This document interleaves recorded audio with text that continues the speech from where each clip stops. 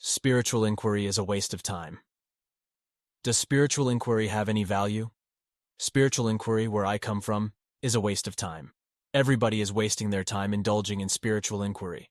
Spiritual inquiry is basically so that you will keep living the life of ignorance.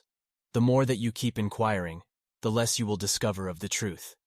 Eventually, you've got to say, what is the truth? Well, the truth is now, and now is what is. And what is everything in sense, this moment now, in the observer's own experience. Only what is. It's no good saying, I have a knowledge of God, or I have a knowledge of my car, or I have a knowledge of this and that. That is not what is. That is in your imagination, in your inner space. The only thing that is here now is what is the phenomena in front of you now. That's the truth. So, Barry, is spiritual inquiry really a distraction from the truth? Yes. While you're engaged in spiritual inquiry, you'll be distracted from what is, and go into areas which have been provided by spiritual masters, the Buddhists and all other religions. You'll be going into inner space and starting to imagine what God is, what Jesus is, what Muhammad is, what Buddha was talking about. You'll be going into all sorts of ceremonies, mantras, and all the rest of it, which is all a lot of rubbish compared with the truth. The truth is now, the phenomena in front of you, what is, as it is, now. That is the only truth. The rest of it takes you away from that. And inevitably, because you are away from that, you will have to suffer and know confusion and contradiction. In all the masters that you listen to, you will find contradiction, because no one is saying the truth is only now, and it is the phenomena you see with all your senses. So Barry, not many people are actually walking around in this moment, or living now. What's in the way then? Is there a process, or is there some way to get rid of everything, so that then you are just living now? Yes, that's the process of living. Your living life has been provided so that you can suffer enough and go through tragedy, go through loss, because everybody dies, ones you love, and your own body. Everybody has to go through all that, which is living, with its temporary successes and temporary failures, and temporary driving into the world, and temporary depressions and confusions, and temporary moments in which you are in that state of mind where you sense that there is a God or truth. Temporary, that is, because to hold that as an uninterrupted state requires being absolutely and completely now, every moment, in your senses. You can't do that until you have lived sufficiently and suffered with all that I just described, trusting that that will eventually get rid of your imagination about the truth instead of perceiving the reality of the truth. And the reality of the truth is now. It never was anything else, only now. It is utterly and completely in the phenomenal existence. That's where it is. There's no truth in inner space. Surely you have to have some kind of purpose to your life to distill the experience of suffering. Otherwise it seems you can just go on suffering and suffering? Well, no. By the divine intelligence that's behind it all, everybody's living life is gradually and imperceptibly driving them through tragedy, loss, temporary successes, plenty of failures, into a greater knowledge that they know nothing and that everything they think is rubbish. Everything they deduce is rubbish. Everything the scientists have ever proposed is rubbish. In other words, more and more negation of all their beliefs and thoughts. It's an imperceptible movement by the intelligence of God that everybody is involved in.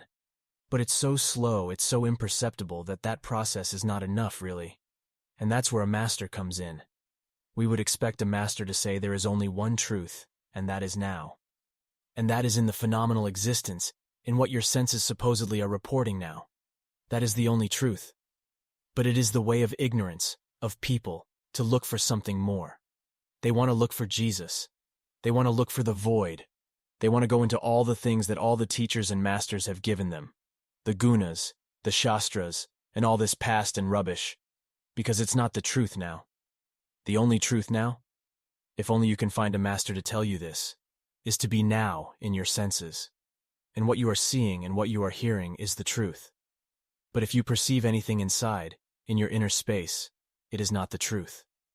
The truth is only here, now, in your senses. That's all. What do you mean by inner space?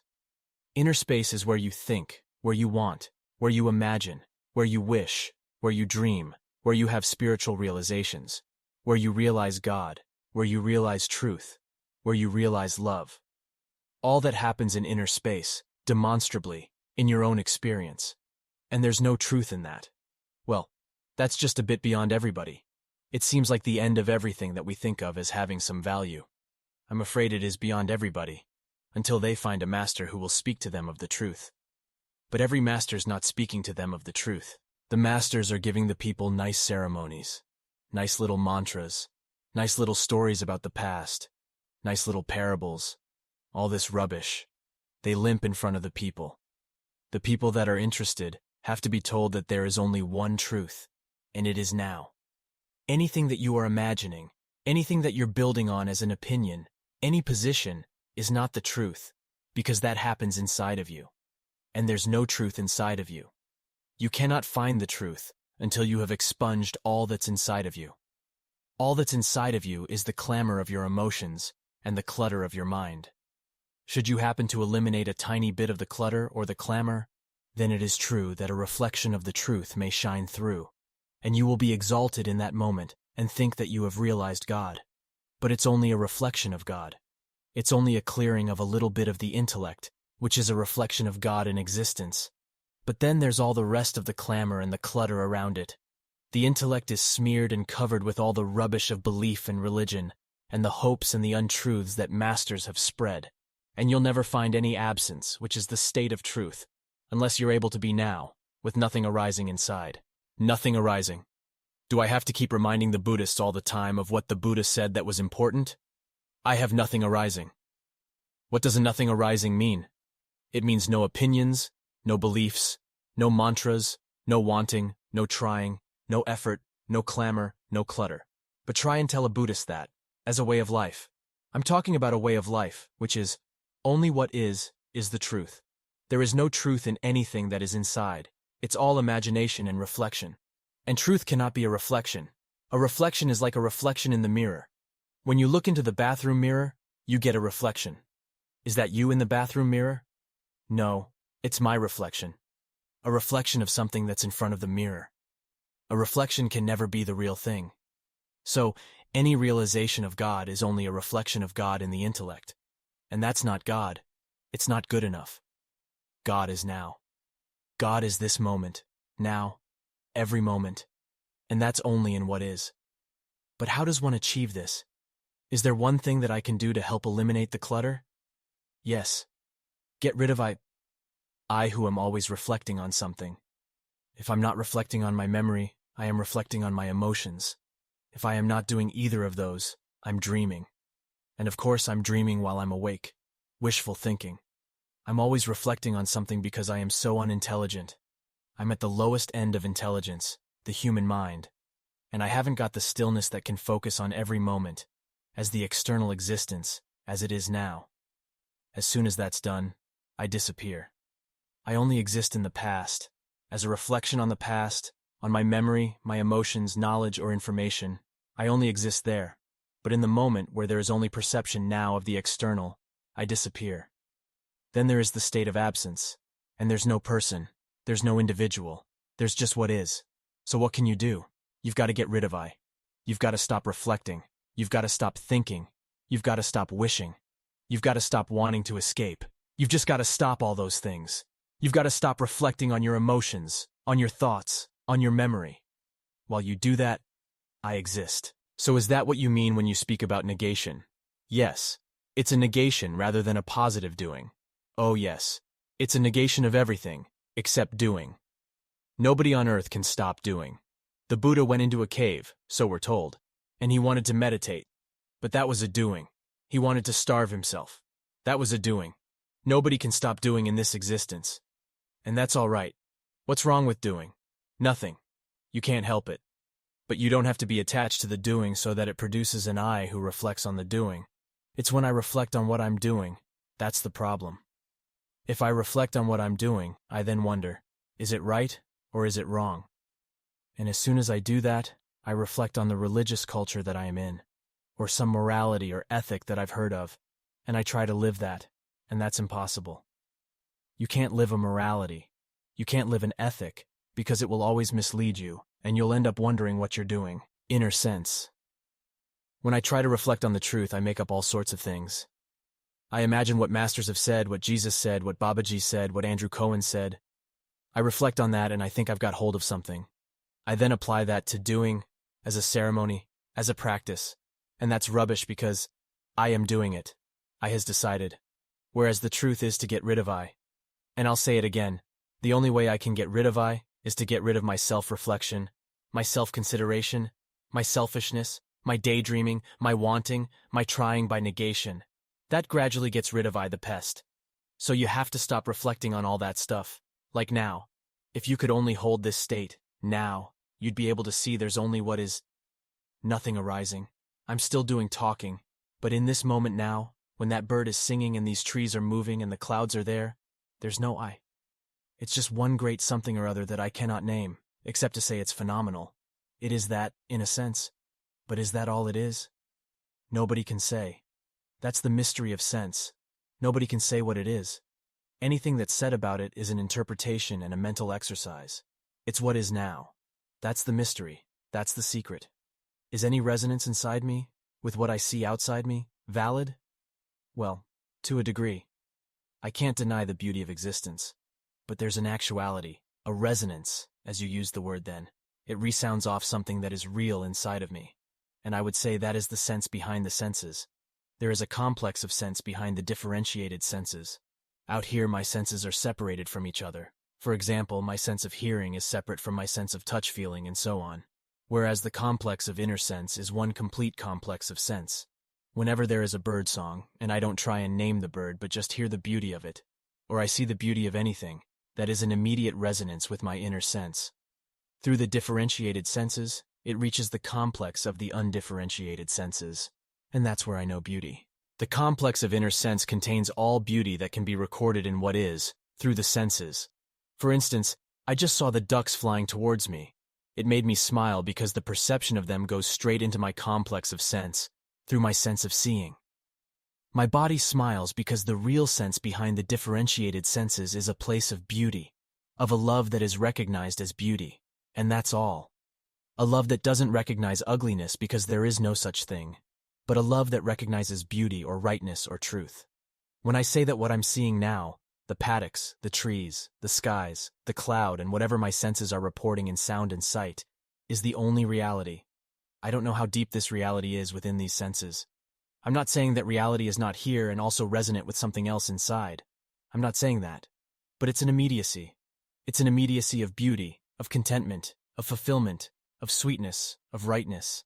And that means this immediacy now, of the senses, is resonating with something that is more complete, within.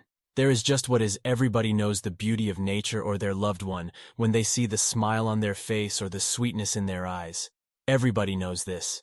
There's an immediate resonance. The only problem is that the emotions in the mind, or mentality, have come between the outer differentiated senses and what they perceive, and the response to that inside in the complex of sense. Something comes between, like clouds over the sun. And so, instead of getting the message of the pure resonance, just the purity of it without any questions arising, well, why is this happening? How is it happening? The mind gets in the way and starts asking questions. The whole world is trying to make sense of sense perception. And you can't do that. You cannot understand sense. You cannot make sense of sense. Picking up what you were saying about what I see in front of me is the only reality. The Buddhists, as far as I understand the Buddhists, say that the impermanence of this world, of what I see in front of me, is suffering. Where's the error in this? Right. I want you to show me impermanence now. You can't. But that's what the Buddhists have done. But it is true that, first of all, the only way to the truth is to be able to see the fact of existence.